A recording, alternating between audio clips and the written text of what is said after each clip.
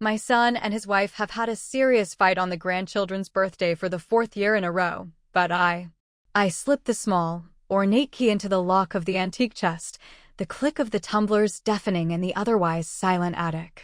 Inside, nestled amongst yellowed lace and the scent of mothballs, lies a single, pristine white envelope. My name, Eleanor, is written across it in a hand I haven't seen in 40 years. This is my secret, the reason I orchestrate the chaos, the quiet revenge I serve cold, year after year. The tradition, as my daughter-in-law, Clara, bitterly calls it, began on little Lily's 3rd birthday. My son, Thomas, a man whose temper is as fiery as his red hair, had erupted in a volcanic rage over something so trivial I can scarcely recall it now. A misplaced toy, perhaps? Or the wrong flavor of ice cream? The details are irrelevant. What mattered was the fallout, the slammed doors, the tearful grandchildren, and the acrid smoke of resentment that choked the celebratory air. The following year, on Leo's 5th birthday, it was a disagreement over finances that escalated into a full-blown war of words, culminating in Clara storming out with the children, leaving a devastated Thomas in her wake. The 3rd year was a vicious spat about in-laws, a subject so fraught with peril it's a wonder they hadn't weaponized it sooner.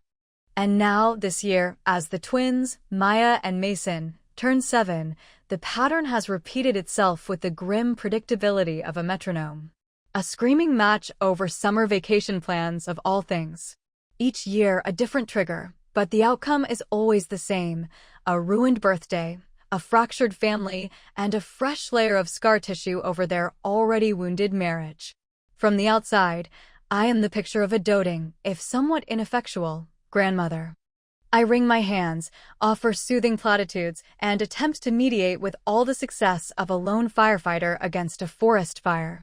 I bake the cakes, wrap the presents, and then watch as my carefully constructed world of festive joy implodes. They see me as a helpless bystander, a victim of their marital strife. And that is precisely what I want them to see. For while they are busy tearing each other apart, I am meticulously gathering the pieces.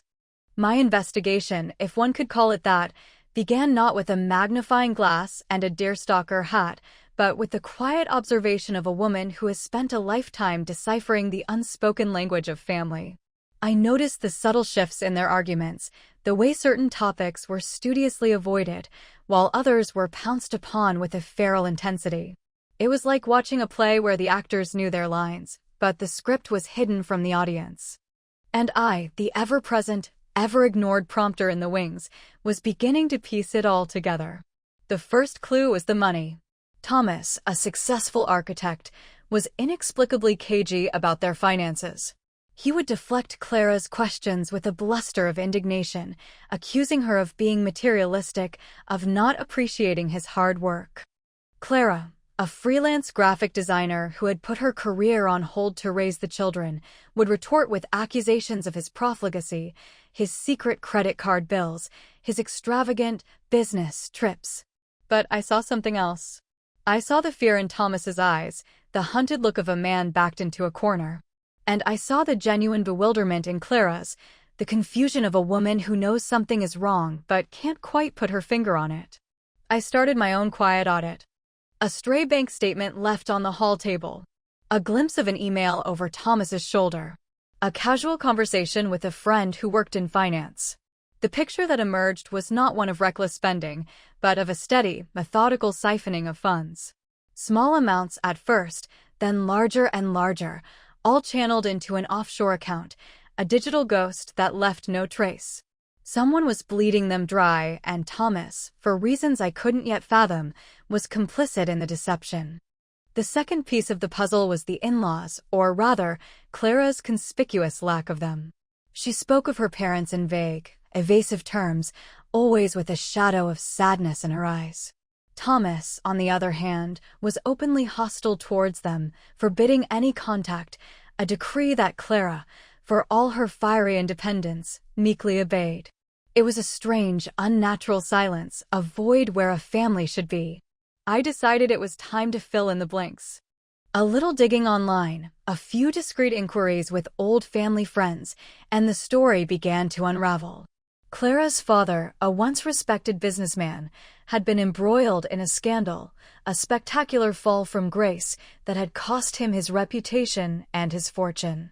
The details were murky, a tangled web of bad investments and betrayed trusts. But one name kept surfacing, a shadowy figure who had orchestrated the whole affair, a man who had walked away from the wreckage with his pockets full and his conscience clean. A man named Alastair Finch. Alastair Finch. The name was a ghost from my own past, a phantom that had haunted the periphery of my life for decades. He had been my late husband's business partner, a man of oily charm and ruthless ambition. I had never trusted him, had always sensed a predator lurking beneath the polished veneer. My husband, a man of unwavering integrity, had eventually seen it too, but by then it was too late. Alastair had cheated him out of his life's work, leaving him a broken and bitter man. The stress, the doctors had said, had contributed to the heart attack that had taken him from me far too soon. I had buried my husband, and with him, I had buried my hatred for Alastair Finch. Or so I had thought. Now here he was again, his spectral hand reaching out from the grave, poisoning the lives of my son and his family. The connection was clear, the motive as old as time itself, revenge. Alastair was punishing Thomas for my husband's perceived sins, and he was using Clara, his own unwitting pawn, to do it. The fights, the financial strain, the isolation from her family, it was all part of his cruel, calculated game. He was tearing them apart, piece by piece, just as he had torn apart my life all those years ago. But this time, I would not be a passive victim. This time, I would be the one pulling the strings. The envelope in the attic contained the ammunition I needed, a collection of my husband's old business papers, documents he had saved, a just-in-case file that he had entrusted to me before he died.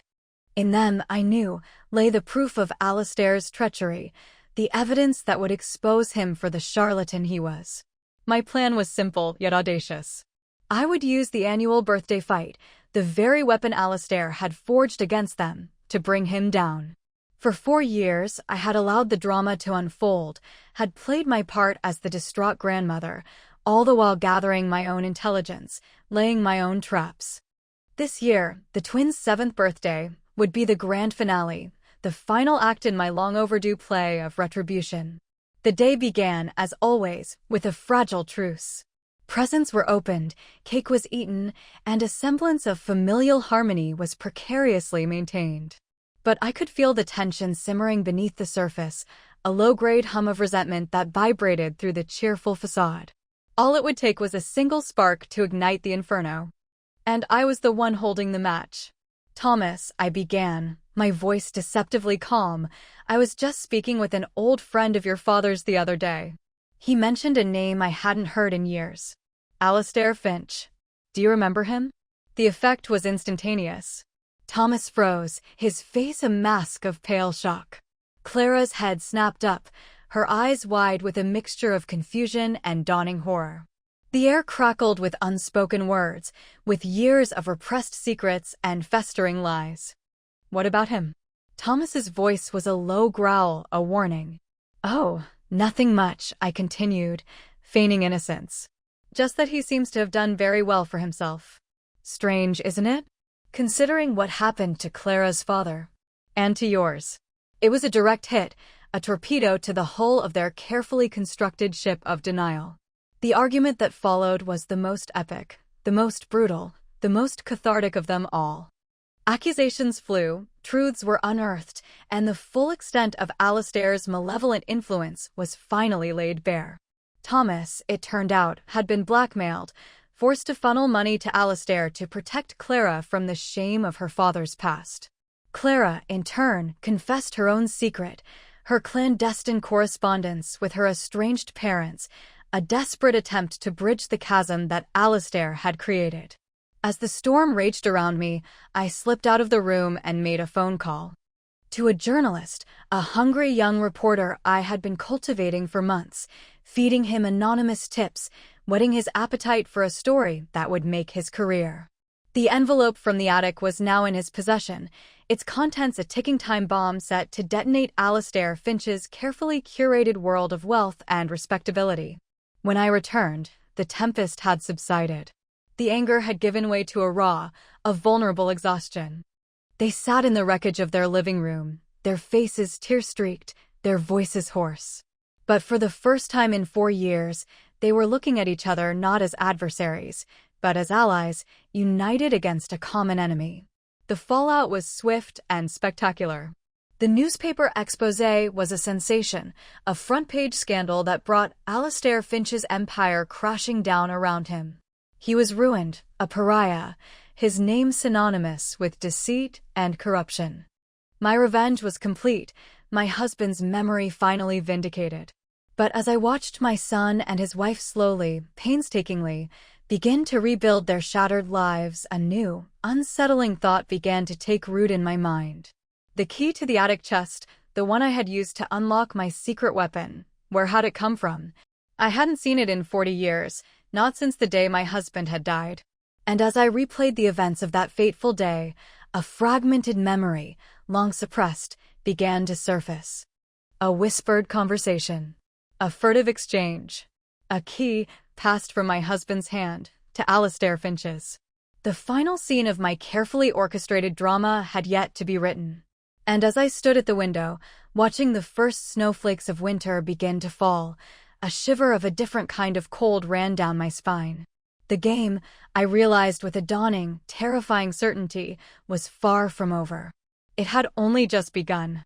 The key, a symbol of my victory, now felt like a harbinger of a new, unknown threat. Alastair Finch, a man of infinite cunning, would not have surrendered so easily. The documents, the exposé, the public humiliation, was it all just another move in his long game? Had I been played, a puppet in a far grander, more sinister production than I could ever have imagined? The open-ended nature of this new mystery hung in the air, a silent, chilling question mark against the backdrop of the falling snow. My revenge had been served, but the taste was not as sweet as I had anticipated. It was tinged with the bitter flavor of uncertainty, the metallic tang of fear. And as the first headlines of Alastair Finch's unfortunate accident began to circulate, I knew, with a certainty that chilled me to the bone, that the next chapter of this story was about to be written, and that I was, once again, at its very center. The true mastermind I was beginning to suspect had yet to be revealed. And the key in my hand, once a symbol of my power, now felt like a chain, binding me to a fate I had unwittingly set in motion. The silence in the house was no longer peaceful, but pregnant with the unasked questions and the terrifying possibilities of what was to come. And I, the seemingly frail, doting grandmother, was the only one who held the key. But what door it truly unlocked, I was only just beginning to comprehend. The web was far more complex, the players far more numerous than I had ever imagined. And as I looked at my reflection in the darkened window pane, a new, chilling thought emerged. Was I the spider or the fly? The final, horrifying truth I suspected was that I was both. And the hunter was about to become the hunted. So, another story of my grandmother has ended. And be clicking here, you will have when more such stories.